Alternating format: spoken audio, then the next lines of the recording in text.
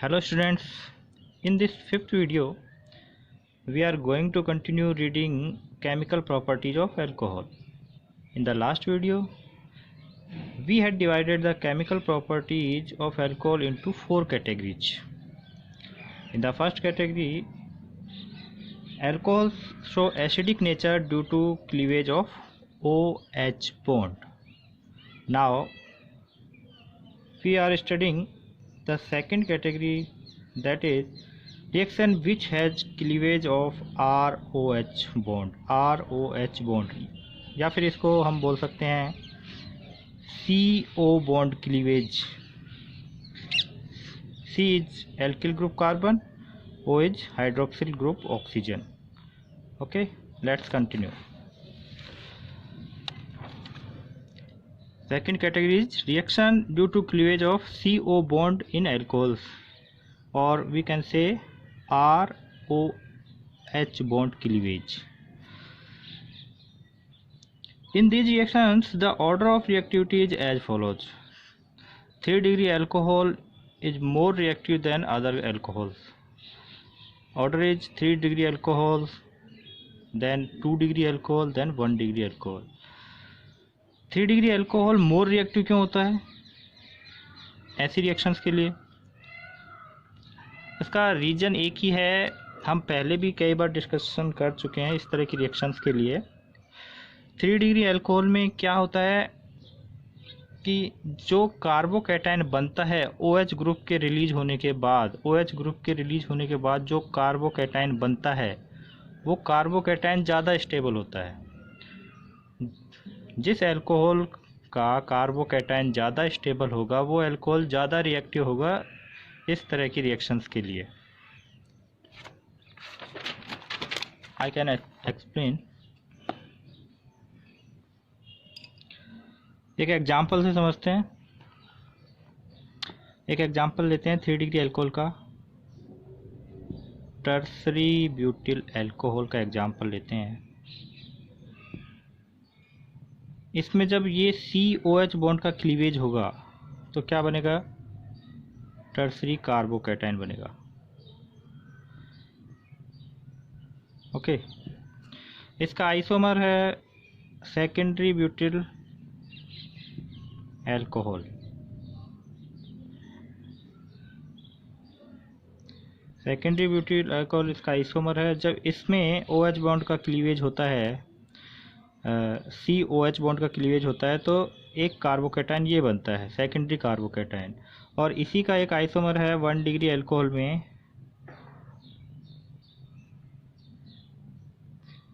N butyl alcohol, और जब इस बॉन्ड का क्लीवेज होता है तो ये 1-डिग्री कार्बोकैटायन बनता है। 11th क्लास में अच्छे से एक्सप्लेन किया गया है कि 3-डिग्री कार्बोकैटायन मोर स्टेबल होता है अदर देन 2-डिग्री और 1-डिग्री। तो मैंने कहा कि जिस अल्कोहल का कार्बोकैटायन जितना ज़्यादा स्टेबल होगा वो अल्कोहल उतना ही ज़्यादा क्या होगा? रिएक्टिव होगा। इसीलिए 3-डिग्री अल्कोहल मोर रिएक्टिव होते हैं अदर अल्कोहल से। ओके, तो आपके लिए ये क्वेश्चन इसी तरह से पूछा जाता है कि आपको अल्कोहल दे दिए जाएंगे, उसमें से आपको ये सेलेक्ट करना पड़ता है कि कौन सा अल्कोहल 3-डिग्री है, कौन सा 2-डिग्री है, कौन सा 1-डिग्री है, और फिर आप ऑर्डर लिख सकते हो। ये तो डिक्रीजिंग ऑर्डर है। इंक्रीजिंग ऑर्डर पूछेंगे तो 1-डिग्री से शुरुआत करेंगे और 3-डिग्री तक जाएंगे। ओके, ज़्यादातर इंक्रीजिंग ऑर्डर ही पूछे जाते हैं जैसा कि मैंने ऑब्जर्व किया है, लेकिन दोनों तरह के ऑर्डर्स के लिए तैयार हैं। इस कैटेगरी से रिलेटेड कुछ रिएक्शंस हैं। ये जो 4 रिएक्शन हैं इस कैटेगरी में, ये चारों की चारों रिएक्शंस हम पिछले चैप्टर में पढ़ चुके हैं, इसलिए शॉर्ट में ही मैंने ये लिखी हुई हैं। फर्स्ट रिएक्शन है reaction with halogen acids. Halogen acids मतलब HX, HCl, HBr, HI, HF, ये सब क्या कहलाते हैं? हैलोजन एसिड्स कहलाते हैं। एथेनॉल की रिएक्शन HCl से करवाते हैं ZnCl2 की प्रेजेंस में, तो एथेनॉल का OH बॉन्ड रिलीज होता है, HCl का H, यहाँ से वाटर मॉलिक्यूल रिलीज हुआ और हमें क्या मिल गया, प्रोडक्ट मिल गया।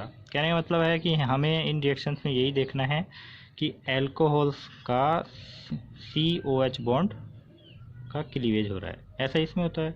लेकिन ये किसकी प्रेजेंस में होती है, H2SO4 की। Reactivity order of halogen acids, HI सबसे ज़्यादा रिएक्टिव होता है, HBr उससे कम, HCl सबसे कम इन रिएक्शंस के लिए। ये पिछले चैप्टर में बात कर चुके हैं। सेकेंड रिएक्शन है reaction with phosphorus trihalide and reaction with phosphorus pentachloride. ये दोनों ही रिएक्शन भी हम पिछले चैप्टर में कर चुके हैं। एल्किल हैलाइड का फॉर्मेशन होता है इन सभी रिएक्शंस में। मेथेनॉल की रिएक्शन जब PCl5 से करवाते हैं तो मेथिल क्लोराइड का फॉर्मेशन होता है और फास्फोरस एसिड बनता है। और जब किसी भी अल्कोहल की रिएक्शन PCl5 से करवाते हैं तो मेन प्रोडक्ट तो एल्किल हैलाइड ही बनता है। यानी कि यहाँ हमने एथेनॉल लिया है तो मेन प्रोडक्ट क्या बना है, एथिल क्लोराइड, फॉस्फोरस ऑक्सीक्लोराइड और HCl बाई प्रोडक्ट के रूप में बनते हैं। अच्छा, इन रिएक्शंस को हम कैसे ध्यान में रखते हैं, जब PCl3 लिया तो अल्कोहल के 3 मॉलिक्यूल हम काम में लेते हैं, ठीक है।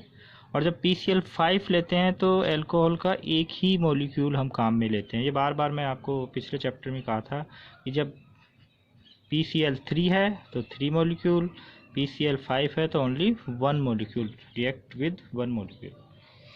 ओके, ये तो इम्पोर्टेंट रिएक्शन है, डार्जन रिएक्शन है। एथेनॉल की रिएक्शन SOCl2 के साथ करवाते हैं तो क्या बनता है, R की जगह हमने C2H5 लिया है तो यहाँ R की जगह हम C2H5 ही लिखेंगे, C2H5Cl, ethyl chloride. SO2 gas और HCl गैस रिलीज हो जाती है। एल्किल हैलाइड बनाने की सबसे बेस्ट मेथड है, ये हमने पिछले चैप्टर में पढ़ा था, डार्जन रिएक्शन। फिफ्थ है रिएक्शन विद अमोनिया।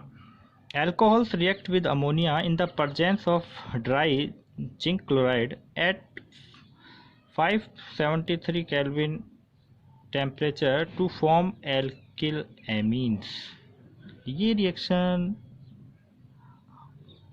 एमीन के फॉर्मेशन में भी आ चुकी है, आएगी आगे। आपने इसके नोट्स लिख चुके हैं तो इसलिए मैंने कहा आ चुकी है, नोट्स में आप लिख चुके हो। एथेनॉल की रिएक्शन अमोनिया के साथ करवाते हैं ड्राई ZnCl2 की प्रेजेंस में और 573 केल्विन टेम्परेचर पे। तो क्या बनता है, एमीन का फॉर्मेशन होता है। अमोनिया का एक हाइड्रोजन, C2H5 का एक OH ग्रुप रिलीज होता है और क्या बनता है, वाटर मॉलिक्यूल बाई प्रोडक्ट के रूप में बनता है। फिफ्थ है reduction. In the presence of red phosphorus and HI, alcohols reduce to form alkane। इसमें हाइड्रोजन आयोडाइड के 2 मॉलिक्यूल हम जब काम में लेते हैं तो देखो क्या हुआ, ये 2 मॉलिक्यूल हो गए। HI का काम है हाइड्रोजन देना, इस बॉन्ड का क्लीवेज होगा तो एक हाइड्रोजन इसको मिलेगा रिडक्शन में, RH का मतलब R एल्किल ग्रुप है। एल्किल ग्रुप का फॉर्मेशन कैसे होता है, जब उसमें से H रिलीज होता है तो वो एल्किल ग्रुप कहलाता है। और जब H हमने वापस दे दिया है तो वो फिर से क्या बन गया है, एल्केन हो गया है, ठीक है। RH का मतलब है एल्केन, कोई भी ले सकते हैं। जैसे हमने यहाँ पर C2H5OH लिया तो यहाँ पर क्या बना, C2H5H मीन्स C2H6। C2H6 क्या होता है, एथेन होता है। बाकी के जो 2 आयोडीन थे, आयोडीन एटम आपस में जुट के आयोडीन मॉलिक्यूल बना लिया। OH को एक हाइड्रोजन यहाँ से मिला तो बाई प्रोडक्ट के रूप में H2O मॉलिक्यूल अलग हो गए। तो ये रिडक्शन, जहाँ भी आपको रेड फॉस्फोरस और HI साथ में दिखें इसका मतलब उस रिएक्शन में क्या हो रहा है, रिडक्शन हो रहा है।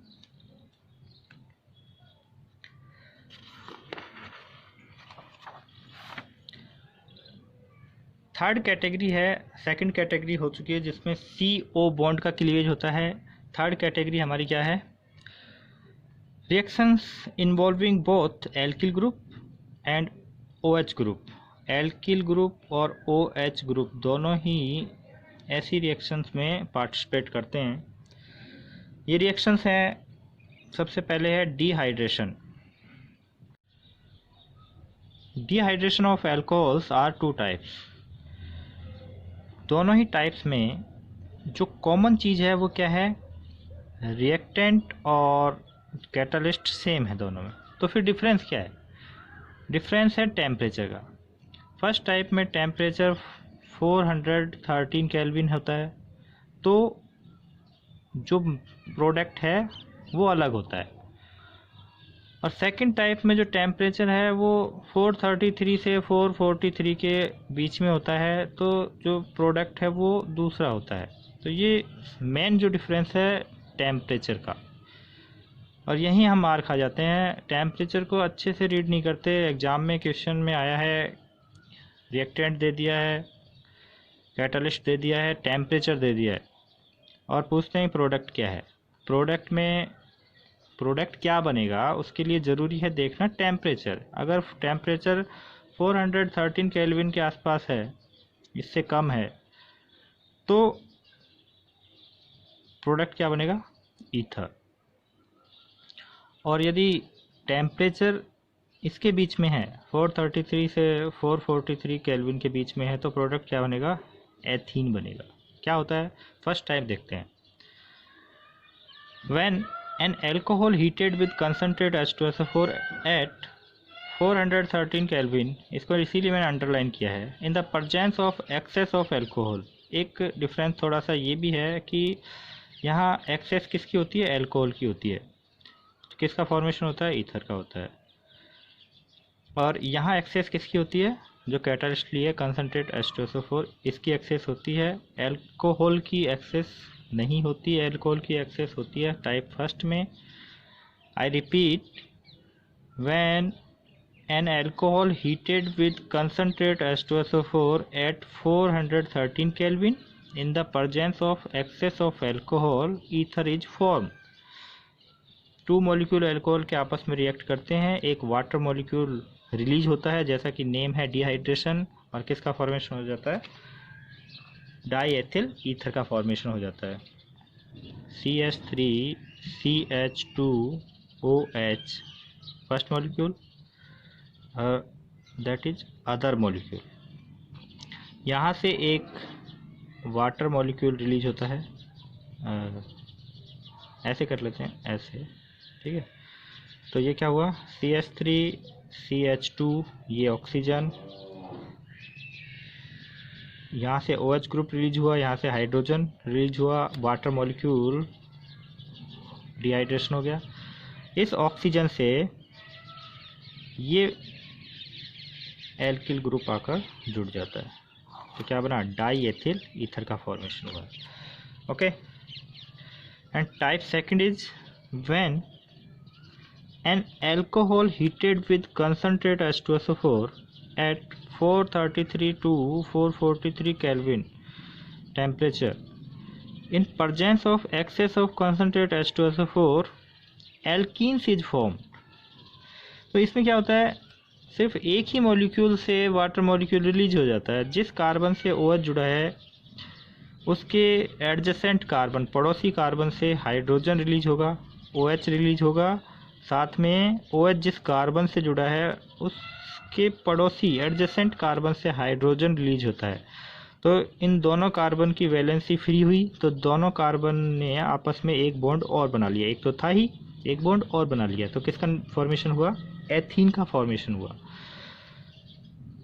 इसकी मैकेनिज्म भी है, इस टाइप 2 की मैकेनिज्म हमें सिलेबस में है। ये तो डायरेक्ट रिएक्शन है, हमने एथेनॉल लिया, कंसनट्रेट H2SO4, टेम्परेचर लिया, उस एथेनॉल में से ही एक H2O मॉलिक्यूल रिलीज किया और क्या बन गई, एथीन बन गई। इसकी मैकेनिज्म देखते हैं। मैकेनिज्म में 3 स्टेप हैं।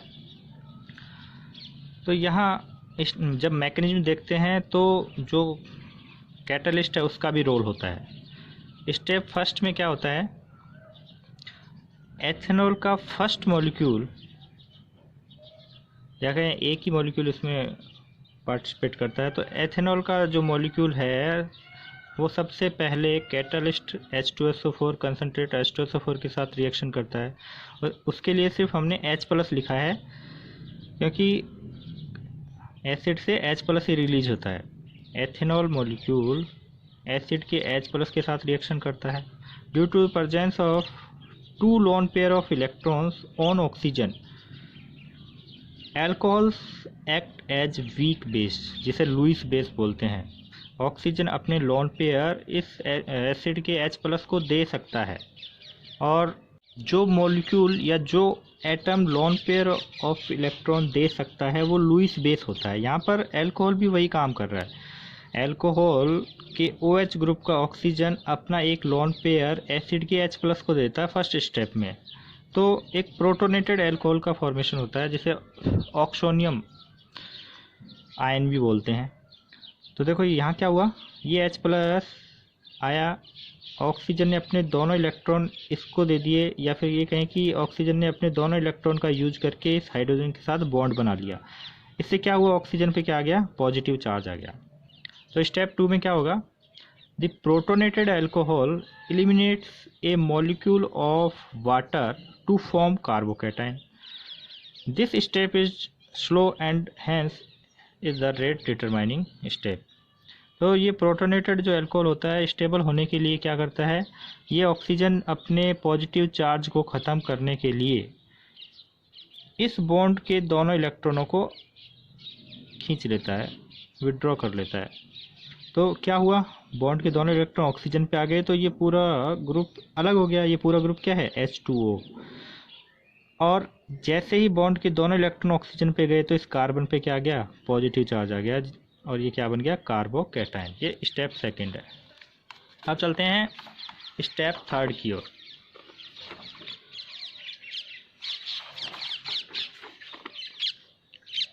स्टेप 3 में क्या हुआ, ये जो कार्बोकैटायन है ये अपने आप स्टेबल होने की कोशिश करता है। In this last step carbocation readily loses a proton H+ to form alkene. जिस कार्बन पे पॉजिटिव चार्ज है उसका जो एडजेसेंट कार्बन है वो एक प्रोटॉन को रिलीज करता है।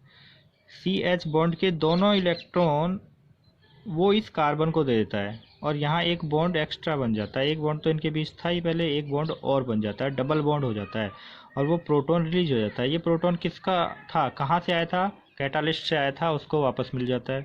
तो ये स्टेप कंप्लीट हो जाती हैं और हमें मेन प्रोडक्ट मिल जाता है। The ease of dehydration of alcohols follow the order. 3 degree alcohol dehydration reaction में सबसे इजीली रिएक्ट करते हैं, फिर 2 डिग्री, फिर 1 डिग्री।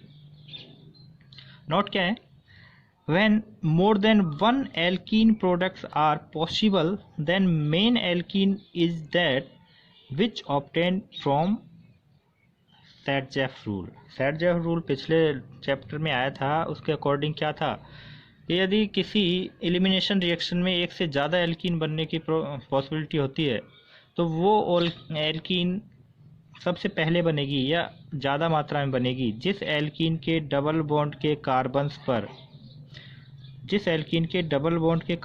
पर ज़्यादा एल्किल ग्रुप होते हैं। क्लियर है, सैडजेफ का रूल क्लियर होना चाहिए, ये बार बार अप्लाई होता है कि ये भी एक तरह की एलिमिनेशन रिएक्शन है। जिस कार्बन से OH ग्रुप रिलीज हो रहा है उसके पास वाले जो कार्बन है उससे हाइड्रोजन रिलीज होगा, तो एलिमिनेशन हुआ। अब यहाँ देखो, इस कार्बन पर OH ग्रुप है और इसके 2 पड़ोसी कार्बन हैं, दोनों के पास ही हाइड्रोजन है। तो यही प्रॉब्लम आती है कि कौन से कार्बन से हाइड्रोजन रिलीज करें इसके साथ। तो सैडजेफ ने क्या कहा कि भाई उस कार्बन से रिलीज करो हाइड्रोजन जिस कार्बन से रिलीज होने के बाद जो डबल बॉन्ड बनता है उस डबल बॉन्ड के कार्बन पर ज़्यादा एल्किल ग्रुप होने चाहिए। इस कार्बन से जब हाइड्रोजन रिलीज हुआ तो यहाँ डबल बॉन्ड बना, तो ये डबल बॉन्ड के 2 कार्बन हैं, इनके ऊपर कितने एल्किल ग्रुप हैं, 2 एल्किल ग्रुप हैं, मेथिल ग्रुप हैं। लेकिन जब इस पड़ोसी कार्बन से हाइड्रोजन रिलीज होता है तो डबल बॉन्ड यहाँ बनता है। डबल बॉन्ड यहाँ बना, तो देखो इनको जब हमने राउंड किया तो कितने एल्किल ग्रुप बाहर बचे, एक ही है, ये पूरा पूरा एक ही एल्किल ग्रुप कहलाता है। इसलिए मेन प्रोडक्ट क्या हुआ, ये हुआ। ठीक है, सेट-जेफ का रूल जगह जगह अप्लाई, हर जगह वहाँ अप्लाई होगा जहाँ एलिमिनेशन रिएक्शन आएगी। थर्ड कैटेगरी में सेकंड रिएक्शन है डीहाइड्रोजनेशन। नेम से ही पता चल रहा है कि हाइड्रोजन का एक मॉलिक्यूल H2 मॉलिक्यूल इसमें रिलीज होता है डीहाइड्रोजनेशन में। Alcohol gives different products when their vapor are passed over heated copper at 573 Kelvin.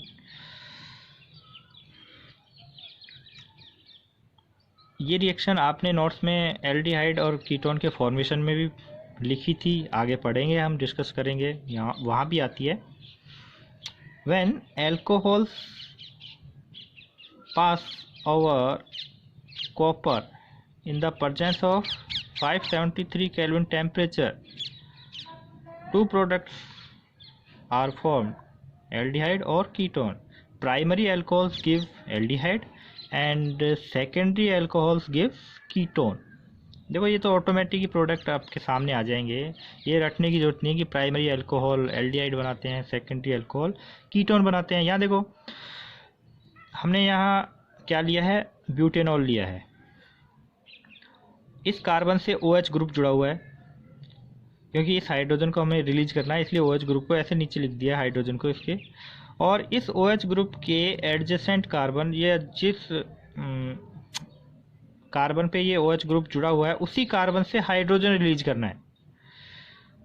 तो OH का हाइड्रोजन और उस कार्बन का हाइड्रोजन जब रिलीज हुआ तो यहाँ एक एक्स्ट्रा बॉन्ड बन गया ऑक्सीजन और इस कार्बन के बीच में, और कौन सा ग्रुप बन गया, एल्डिहाइड ग्रुप, CHO ग्रुप बन गया।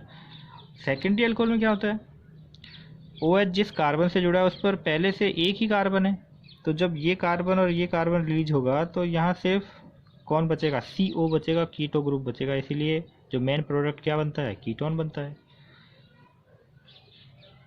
लेकिन जो टर्सरी अल्कोहल होते हैं, tertiary alcohols are not show dehydrogenation reaction same situations में, यानी कि टर्सरी अल्कोहल लिया, हीटेड कॉपर से पास आउट किया इसको टर्सरी अल्कोहल को, तो ना तो एल्डिहाइड बना ना ही कीटोन बना, यहाँ क्या बनती है, एल्कीन बनती है।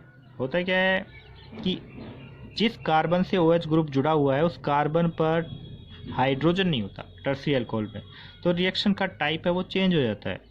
तो रिएक्शन कौन सी होती है फिर, इसमें एलिमिनेशन रिएक्शन होगी। एलिमिनेशन रिएक्शन कैसे होगी कि जिस कार्बन से OH जुड़ा हुआ है उसके एडजेसेंट कार्बन से हाइड्रोजन रिलीज होता है। इस कार्बन से OH रिलीज हुआ, इसके पड़ोसी कार्बन से एक हाइड्रोजन रिलीज हुआ, दोनों ही कार्बन के बीच में क्या बन गया, डबल बॉन्ड बन गया। तो किसका फॉर्मेशन होता है, एल्कीन का फॉर्मेशन होता है। ठीक है, तो ये एलिमिनेशन रिएक्शन है। ऊपर भी हमने एक एलिमिनेशन रिएक्शन पढ़ी थी जिसमें अल्कोहल लिया था, इसमें तो सेकेंडरी टर्सरी कोई भी हो सकता है, जिसमें कंसनट्रेट H2SO4 की प्रेजेंस में ये रिएक्शन हुई थी और टेम्परेचर क्या था, 433 या 443 के बीच में होता है। लेकिन ये जो एलिमिनेशन रिएक्शन है ये फिक्स है किसके लिए, टर्सरी अल्कोहल्स के लिए। ध्यान में रखना, प्रोडक्ट चेंज हो जाता है। कैटेगरी जो 3 है उसमें थर्ड रिएक्शन है oxidation. Primary, secondary, tertiary alcohols give different product on oxidation. Oxidizing agent कोई भी हो सकता है इनमें से, KMnO4, एसिडिक या basic. Acidic, potassium dichromate dilute HNO3। A primary alcohol is easily oxidized to give first aldehyde and then a carboxylic acid। तो जो प्राइमरी अल्कोहल है उसमें CH2OH किस में चेंज होता है, CHO में, और इसका फर्दर ऑक्सीडेशन करेंगे तो CHO किस में चेंज हो जाता है, COOH में। लेकिन जो सेकेंडरी अल्कोहल है वो किस में ऑक्सीडाइज होंगे? कीटो ग्रुप में। CHOH जो ग्रुप है वो किस में चेंज हो जाता है? CO ग्रुप में चेंज हो जाता है। यहाँ ऑक्सीडेशन होता है तो ये ऑक्सीजन, नेसेंट ऑक्सीजन जिसे बोलते हैं, ये ऑक्सीडाइजिंग एजेंट में से आता है और इसके हाइड्रोजन को साथ लेकर चला जाता है, यानी कि H2O मॉलिक्यूल बना लेता है और इस कार्बन का क्या हो जाता है? ऑक्सीडेशन हो जाता है। A tertiary alcohol is very difficult to be oxidized. Under very strong condition, they form ketone and carboxylic acid mixture.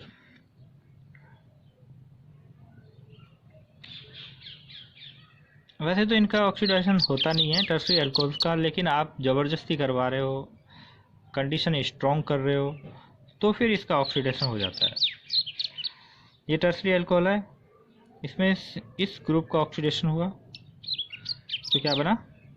Keto group बन गया। ये ग्रुप क्या बन जाता है? कीटो ग्रुप बन जाता है और इसमें से एक एल्किल ग्रुप या एक मेथिल ग्रुप यहाँ से रिलीज होता है और वो किस में चेंज हो जाता है? फॉर्मिक एसिड में। इसमें तो ये तीनों ही मेथिल ग्रुप थे, तो किसी भी एक मेथिल ग्रुप को हमने ले लिया, उसका क्या बना दिया? फॉर्मिक एसिड बना दिया। लेकिन जब इस तरह का होता है कि अलग तरह का होता है, जो बड़ा एल्किल ग्रुप होता है उसका ऑक्सीडेशन होता है और छोटे वाले उसके साथ रह जाते हैं। CHOH का ऑक्सीडेशन हुआ, CO में बदल गया और इस कार्बन से जो बड़ा एल्किल ग्रुप जुड़ा हुआ था उसका ऑक्सीडेशन होकर एसिटिक एसिड बन गया। बड़ा जो एल्किल ग्रुप होता है उसके एक कार्बन का ऑक्सीडेशन होता है COH और बाकी के जो एल्किल ग्रुप हैं वो साथ में इस तरह से जुड़े रहते हैं। समझ में आई बात?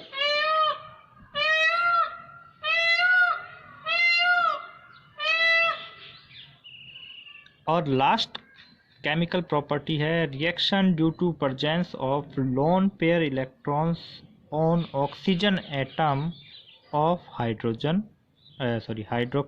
Group. Alcohols behave as Lewis base. ये पहले भी हम कह चुके हैं कि अल्कोहल लुईस बेस की तरह बिहेव करते हैं। किसकी वजह से? ऑक्सीजन के ऊपर जो लोन पेयर प्रेजेंट होते हैं उनकी वजह से अल्कोहल लुईस बेस की तरह बिहेव करते हैं। Due to presence of 2 lone pair on oxygen atom of hydroxyl group and form oxonium salt with mineral acid. HCl, H2SO4, HNO3। यहाँ पर देखो HCl हमने लिया, इसकी रिएक्शन किसके साथ करवाई? मेथेनॉल के साथ करवाई। तो मेथेनॉल इस HCl के H को क्या दे देता है? एक लोन पेयर दे देता है और उसके साथ क्या बना लेता है? बॉन्ड बना लेता है और ये पूरा का पूरा किस में हो जाता है? पॉजिटिव चार्ज में हो जाता है। पॉजिटिव चार्ज होने की वजह से जो इस HCl का क्लोराइड आयन है ये इसके आसपास ही घूमता रहता है, इसलिए ये क्या कहलाता है? एक साल्ट बन जाता है। पूरा जो ग्रुप है ये मिलकर क्या बना लेता है? एक साल्ट बना देता है जिसमें पॉजिटिव आयन और नेगेटिव आयन साथ में रहते हैं। इसे क्या बोलते हैं? Methyl oxonium chloride. कहने का मतलब है कि अल्कोहल अपने लोन पेयर को प्रोटॉन को देकर ऑक्सोनियम आयन का फॉर्मेशन करता है। वो ऑक्सोनियम आयन जो नेगेटिव चार्ज स्पीसीज होती है उसको अट्रैक्ट करके ऑक्सोनियम साल्ट का फॉर्मेशन करता है। ठीक है, ये थी केमिकल प्रॉपर्टीज ऑफ एल्कोहल्स। अगर कोई भी प्रॉब्लम आती है तो आप मेरे व्हाट्सएप पे पूछ सकते हो, मुझे कॉल कर सकते हो, कमेंट बॉक्स में भी लिख सकते हो यूट्यूब चैनल के।